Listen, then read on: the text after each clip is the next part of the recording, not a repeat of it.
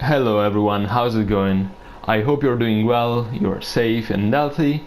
And in this video I'm gonna show you my post-combat changes Mod19 build for my Barbarian.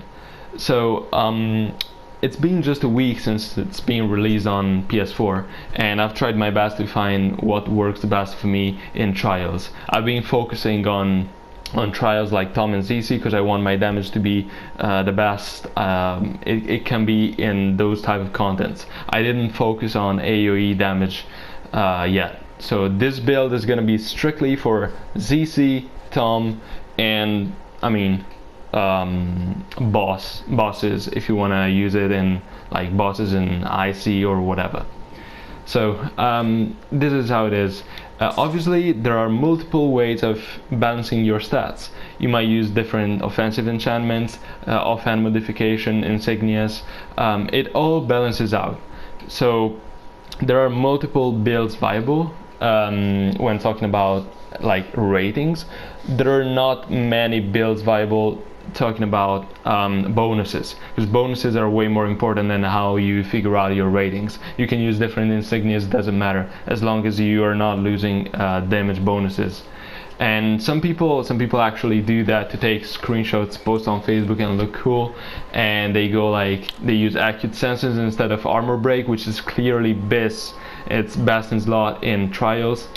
So they use acute senses to increase their combat advantage rather than armor break, or they just take out Battery to put something else that increases the percentages that you wouldn't notice if you just look at their stats.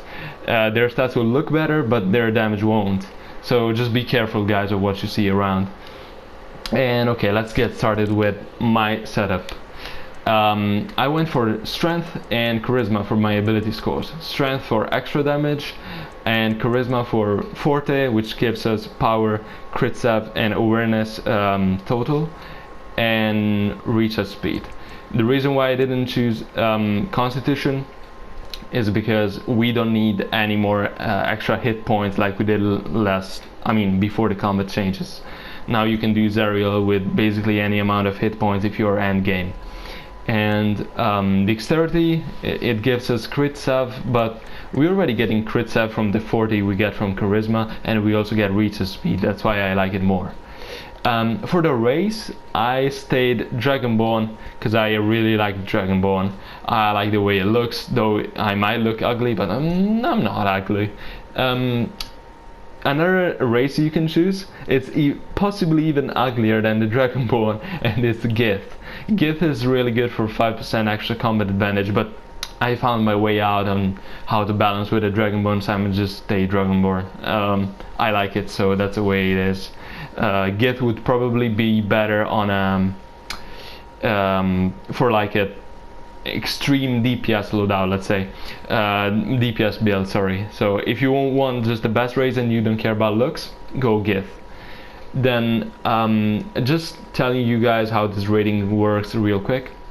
So whenever you see a piece of gear that gives you a number and not a percentage, so like the icy arms, they give you a number like 250 power that will add on to your rating. Whenever you see a percentage, so like the Skyblazer on 7%, or the Greaves of the Light, sorry, not the Greaves of the Light God, obviously. I don't think I have any more. Oh yeah, the Devil's Ribcage. They have percentages written on them, and those will add to your right column to the total. Those are way better than the ratings, but you still need the ratings obviously to reach your item level, so you can have all the 50% you can get from the ratings. From the rating you can get up to 50%, like from your left column you can get up to 50% to add to your total column on the right, if your rating is equal to your item level, equal or higher. For every 1k that you're missing 1%. And here's why I'm gonna show you later, guys. When I take potions, I'm gonna be capped on power, accuracy, combat advantage, and crit strike on the ratings. I'm not gonna be capped on crit severity rating because I will be already at 90% of total. You cannot go over 90% total, so it wouldn't make sense to increase the rating more than that. my equipment. So Helm of the Skyblazer, 7% constantly up on single target. It's better than Goristo Horns for barbarians because we are melee, we can't keep the stacks up so easily. And I'm already at like 81.5% crit, so I wouldn't even use all the stacks from the Goristo Horns. That's why I like Skyblazer better on our class. And they also last just 10 seconds, and you have 10 stacks to build up. That's they're not gonna be always up. It's a different point for the Bone Devil's Ribcage because it has only 5 stacks. It gives they last for 15 seconds, and they give you in a total of 12.5% crit and crit sev. This is by far the best chest piece you can have. If you don't have it, there's nothing much to replace it with, to be honest. This is just a game changer. And then you have Icy Arms. I like to talk about this piece together with a Ebony Shirt. So this is one combination of gear you can have. The other one is using Spiked Braces and the T3 shirt. This combination, I mean, not the one I'm using, the one with the T3 shirt and Spiked Braces would increase your item level.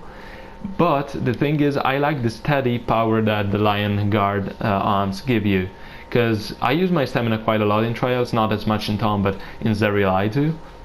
So I guess you could use the other setup in Tom, but in Zerial this one's definitely better, because when you lose your stamina, if you run this setup that I'm using right now, you're just losing 3% additive damage, and you'll still be capped on power every time. And that is really important for your feat over penetration. If you're not capped on rating, on power rating, you will be dealing 5% less damage.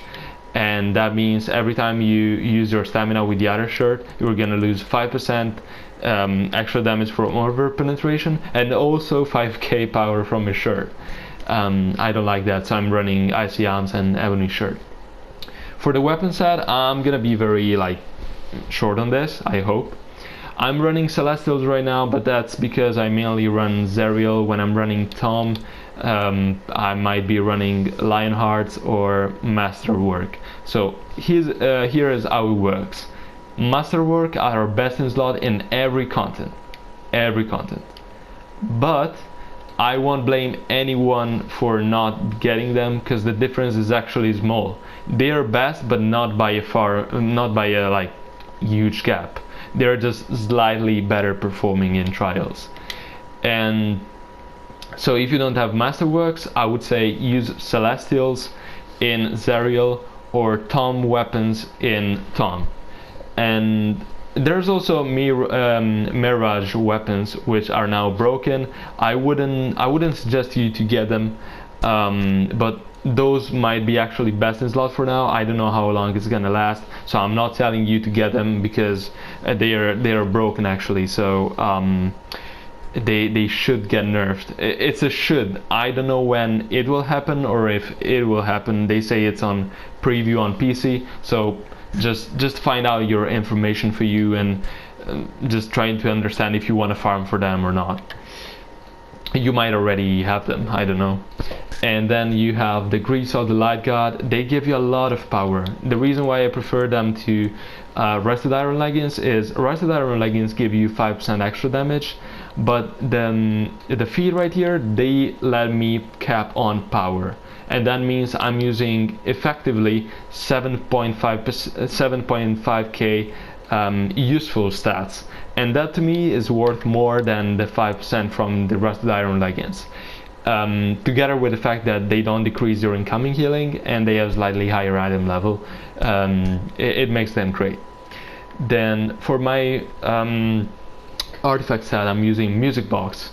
3 reasons. Now we have increased action points gain, so we can use our daily easy on every artifact phase, or pretty much like it. In Tom, if the phases are short, maybe not, but it's very easy it's way easier to get your daily back now. And second reason is last mod we could have used the scepter as a secondary artifact, main artifact for debuff. It's great, it had great stats, but this time our Music Box is actually probably the best artifact you can have as secondary because of his stats. So since you already are gonna use the artifact, you might as well use the whole set. It's not like the last mod we had shitty action points gain. The Arturia, the music box would not let us run like 3 journals like the Mad Mage set could do, because we could have used the Scepter as first and the 3 journals as second. I don't like the journals set as much now, and so yeah, I'm just running music box. Plus it has better stats from the waist and neck as well, because as you can see it gives you a lot of combat advantage, and it also gives you 2 strength instead of 2 is it charisma, I think, yeah, which makes it better for our build. And then what we have are the rings. So one tip for the rings, you might see some broken rings. I don't know if I still have them. No, I don't. There are some rings with lower item level with really high stats. I wouldn't advise using them because they have no bonus and they lower your item level. You'll be still able to cap your ratings even with high item level rings, and they might get fixed as well. So they're really not beneficial. Always choose your rings because of their bonuses, not because of their stats. So you choose your rings because of the best bonuses you can get, either it being like melee powers, ranged powers, Shadow Stalker, whatever you guys can use, the tit for tat ring, doesn't matter. And then you build your stats around them. So being a melee character, I went for 2 melee rings. Then the shirt, I already explained you why I'm using the Ebony shirt, and trousers. So I'm using these ones, but the Pants of the Vicious Interrogator, any T3 pants really are fine. It's nice if they have critical charge, obviously, because it will allow you to gain a bit more action points. I just went for the ones that I had with the highest item level, and that's it. So that's why. You can use either of them, to be honest. My secondary artifacts are these 3, as you can see, for the stats. I prefer Staff of Flowers to, for example, Sword of Zariel because it has awareness instead of hit points. And Scepter as first. So with this setup right here, I can use either Scepter or Wyvern as first artifact. But if I'm asked to, I can also switch to like Black Dragon token, easy. I just have to like swap my shirt, and that's it. I'll still be capped and very close to the caps of combat advantage. So that's cool, and that's it. So for my offensive enchantments, I'm gonna talk about right now. Use whatever helps you cap your stats. I'm just gonna show you real quick, but I'll tell you what I'm using. I'm using 5 assassins, 1 tactical, 1 black eyes, and 1 Tenebrous. The Tenebrous is still really good, guys, so use 1 Tenebrous all the time. And in my defensive slots, I'm using tacticals for awareness and for another reason. You see that a single stat enchantment like the tactical gives you 180 combined rating, while if I would put an assassin here, it only gives me 168 combined rating. So if we want to like nitpick on that, the tactical increases your offensive stats by 12, like 12 more, if that makes sense. And that's why I went for tacticals. You can also use Azures or I guess Radiance, as long as they have just 1 stat, so you can get an higher combined rating for your offensive stats. Then utility, obviously Dox for Forte. This doesn't even need to be explained. We get extra stats. For my armor enchantment, Bar Shield. Bar Shield, I feel like it's still the best one to use in trials. Good other choice is the Shadowclad, but I still don't feel like it's better than Bar Shield. I don't think so. And then I heard some people talking about Negation. That one's trash for DPS. Don't bother getting it. Then for the weapon enchantment, Bythorn. Because it's the best one for us. It always have been. Now the Vorpal even got kind of nerfed, and not really nerfed, but we already have the stats we need. We don't need them from the Vorpal. And so the Bythorn for us, it doesn't crit, the procs of the Bile-Thorn, they don't crit when we proc them with Breast Strike or with encounters for whatever reason, only on Relentless Lash, and I hope devs will fix it soon, but it's been so long that I don't even bother hoping anymore. Then my let's give a look at my main hand modification. This is obviously Breast Strike for single target, whilst on my offhand I'm using recharge speed because I don't need any more forte. I already get enough from my dominances and darks and whatever, and charisma obviously. I don't need any more forte because I will be capped, as you will see, on power and crit stuff, so I'm using recharge speed and accuracy, but again, use whatever here that helps you cap your stats. This is it for the equipment. Just one thing is I'm using 3 accuracy reinforcement kits on the left side of the equipment and 1 power reinforcement kit, and obviously all combat advantage reinforcement on my right hand side. For my overloads, okay, so if you want to be like cheap, that's fine.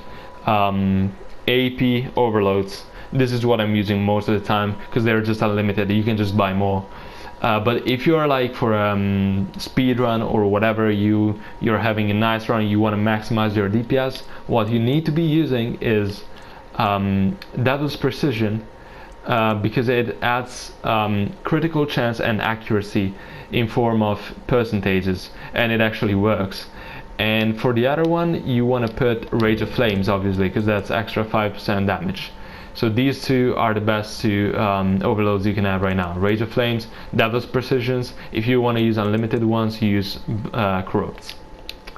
Now for the powers, just like last mod, Slash for the bonus to use every time you get out of rage. That's a good way to like time it. And then Breast Strike.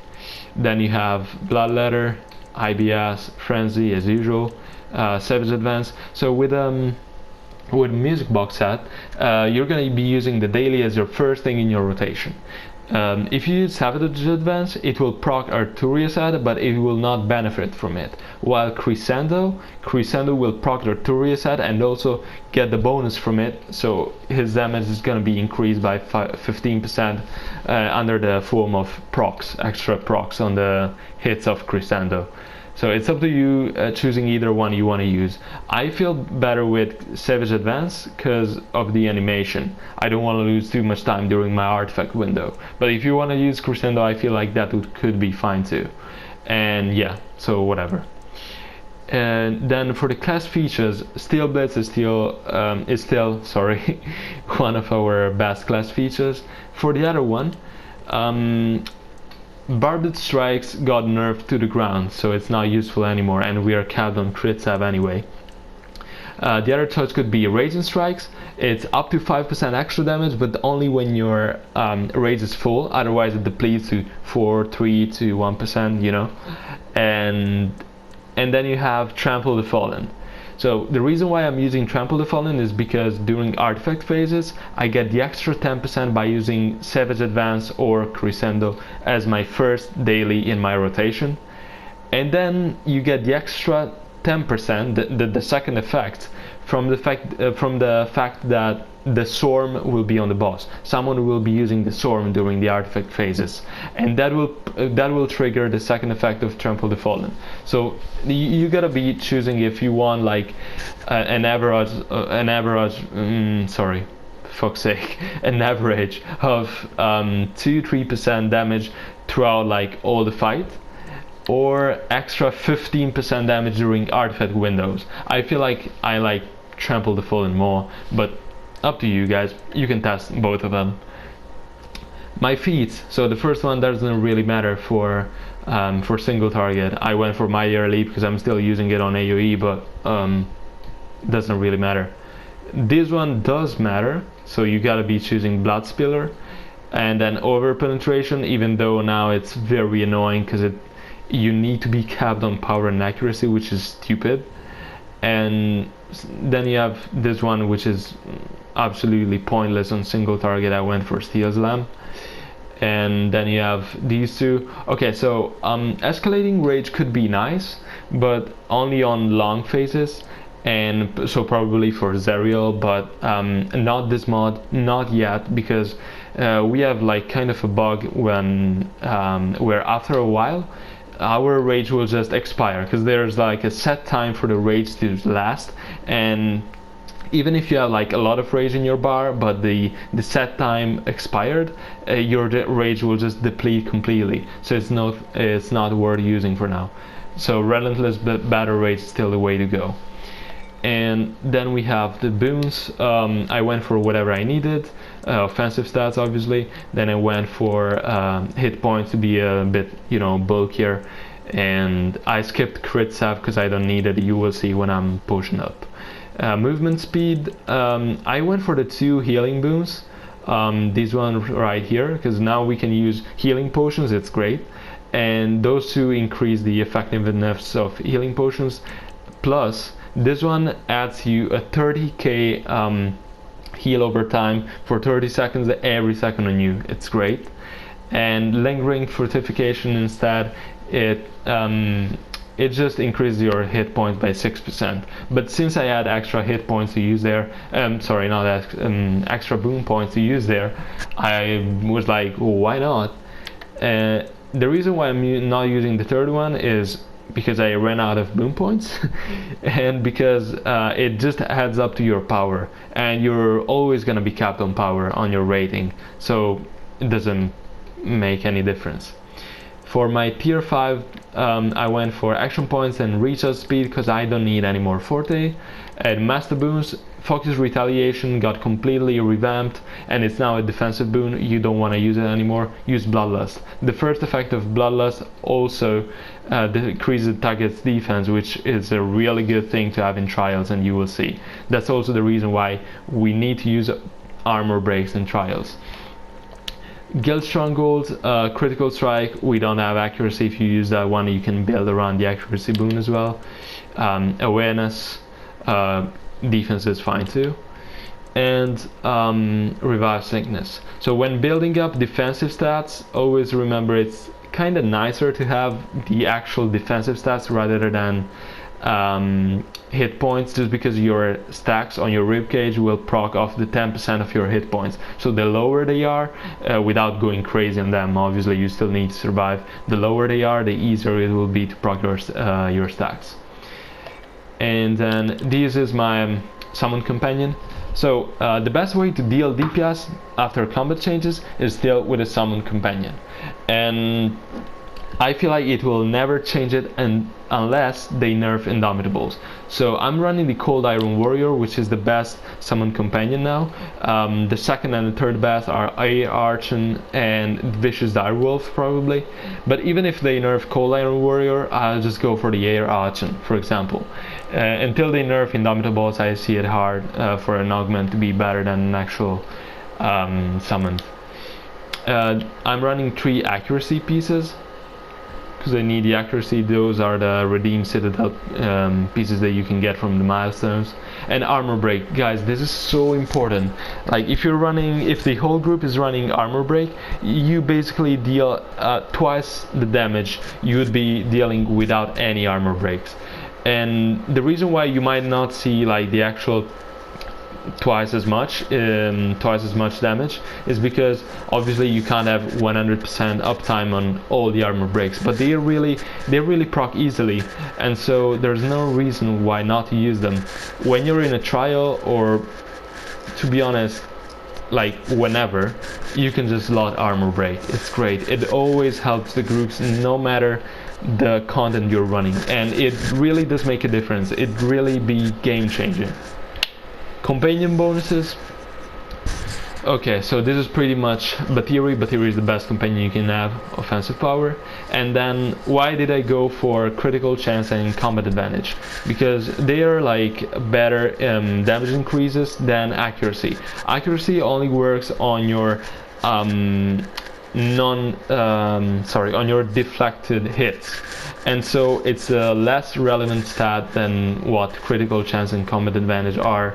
And obviously I'm not running any crit save on my companions because I get it from ribcage, forte, and potions. So this is it: Alchemist, Staldorf, Black Dragon, and Ironstone, and Batiri Phase Spider. Then we go for the mounts. So 4.5k combat advantage. As usual, use whatever helps you cap your stats.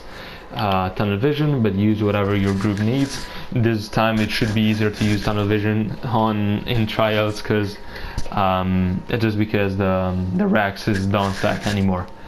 And then we have, so for the insignia bonuses, this is what I'm rocking. 2 assassin covenants to help my offensive ratings.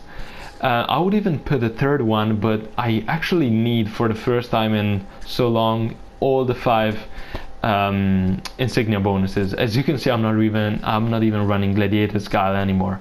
So 2 times warlord inspiration for my summon companion to deal extra 30% more damage, and artificer persuasion, I'm just running 1, but I build my rotation around it, so it's nice to have it. And it also doesn't stack, so it's pointless to put more in. And yeah, so this is it for the insignias. I'm not driving you crazy. I'm using 7 dominances, 7 skill, 1 mastery. And for my colors, I'm just using them for item level, and I'll show you the choices that I made. I'm using encounter powers, which is better than the actual color, and then you have the crit save one. I could probably use the reach of speed one and get extra crit save from other sources, but the point is it's my only mythic one, so I'm not gonna change it. And glory gain, movement speed, legendary, and stamina gain. This is what I'm using right now. And alright, so I think this is everything for my setup. The potions that I'm using are sorbet, obviously flask of potency, wildstorm, and ratatouille from the guild, which gives me a bit of accuracy. Now you gotta look at my stats with my ice. Just show them for you, just using some random attacks. Okay, so you can see now my escalating might, which is the icy arm stacks, are 20. We can give a look at my stats. As you can see, okay, so power is capped on the rating, accuracy is capped on the rating, same for combat advantage and crit strike. And this is what you want it to be. Now I'm gonna show you my stats with the stacks from the ribcage, which are pretty easy to get, as you'll be able to see. So you see them like on my buffs. I have 3 right now, 4, 5. And I'm waiting for my rage to expire. Okay, now you can see these are my stats with a ribcage on. And yeah, so I don't have like a lot of stats capped to 90%, but trust me, try this build in trials. It will work very nice. I still can't say it's the best or whatever. It's the best that works for me. And I might, if I change anything later, I'll let you know in the comments or with a new video. So for the rotation now, with Arturia set, it's a bit different. So your usual rotation out of artifact window is the same. So slash, frenzy, bloodletter, IBS, you pop your rage, you just keep at twirling while it expires, and whenever it expires, you just go slash again, and bloodletter, IBS, frenzy, pop it again. This is the, let's say, second rotation of rage. For the third rotation of rage, you're also, only gonna use 2 encounters. So slash, bloodletter, IBS, and you pop your rage immediately, because you cannot wait for your frenzy to get out of cooldown. Now, whenever your rage ends, you just slash again, frenzy, bloodletter, IBS, and this is it. This is how it's done. For your artifact phases, this is what you do. It's ideal if your rage is expiring while you do that. Like, that's the best option. I'm gonna show you what I do usually. So if my rage is about half, let's say, you can build it out of, like, maybe you're not like fighting the boss in between phases. You just build up to like half your rage. And what I do is whenever we go for artifacts, I do this: pop my rage slash artifact daily, which is still in rage, and then I go with my 3 encounters, pop my rage again, use tunnel vision, and keep it twirling. And this is what I do. This is the rotation with music box set on. You can also use Crescendo if you like it more than Savage Advance. For my potion bar, as you can see, I'm using the regular potions you can get from VIP and 2 Alliance Battle Horns for APs, since they are so important with Music Box set. I just don't want to lose on any artifact window without my daily. And you also can see how much my Iron Cold Warrior is hitting for right now, the dummies with combat advantage, if you're curious about it. And that's it. So if you have any questions, let me know in the comments. If I didn't cover any point, just let me know. I hope I didn't forget anything. And have fun with your barbarians, guys. I feel like we got a bit nerfed. There are some classes that we used to outperform, but now they're outperforming us. But I feel like it's still very balanced. So don't complain. If you play properly, you can still beat any 90% of the players. If a class is better than you, it takes at least a better player than you to beat you. So yeah, just have fun, guys, and see you guys next time. Thank you for watching.